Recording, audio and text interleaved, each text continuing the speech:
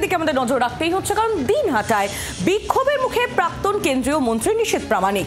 দিনহাটা আদালতে হাজিরা দিতে গিয়ে জনরোষের নিশীথ। প্রাক্তন কেন্দ্রীয় মন্ত্রীর কনভয় লক্ষ্য করে গো ব্যাক স্লোগান, বিক্ষোভ।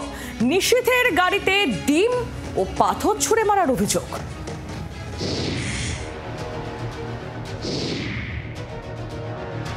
উদয়নগড়ে বিক্ষোভের মুখে প্রাক্তন কেন্দ্রীয় স্বরাষ্ট্র প্রতিমন্ত্রী নিশীথ প্রামাণিক।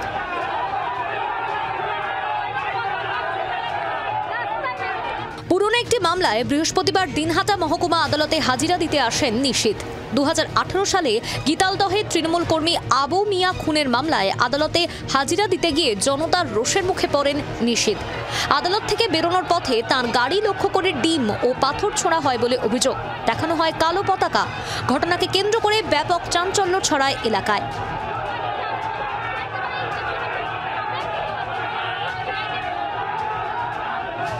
নিশীথের অভিযোগ, তৃণমূলই এই বিক্ষোভ দেখিয়েছে। পাশাপাশি এই মামলার রায় ঘোষণা হলে বেকসুর খালাস পাবেন বলে আশাবাদী প্রাক্তন সাংসদ। এখানে যে ধারা দেওয়া হয়েছে বা অবজেকশন করা হয়েছে যে পলিটিক্যাল কনস্পিরেসি, মানে কোনো যে ঘটনাটা ঘটেছে তার পেছনে কারা চক্রান্ত করে। ভারতবর্ষে এই ধারায় এখন পর্যন্ত কেউ সাজা পায়নি এবং কারোর কোনো রকমের সাজা হয়নি। সো এই কেসটাও একটা ফেক কেস সম্পূর্ণ, এবং আগামীতে আপনারা বুঝতে পারবেন যে যখন রায় হবে নিশ্চয়ই বুঝতে পারবেন যে কতটা।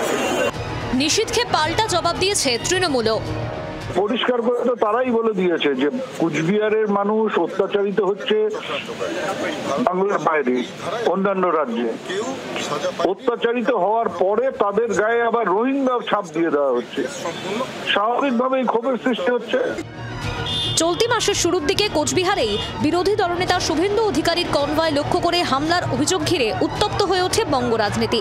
এবার বিক্ষোভের মুখে প্রাক্তন কেন্দ্রীয় স্বরাষ্ট্র প্রতিমন্ত্রী। প্রশ্ন উঠছে, উদয়নগড়েই কেন বারবার আক্রান্ত বিজেপি নেতারা? কোচবিহারে কি বিরোধী রাজনীতি নিষেধ? দেবজ্যোতি কাহালির রিপোর্ট, জি 24 ঘন্টা। বাংলার আওয়াজ, বাঙালির আবেগ, জি 24 ঘন্টা।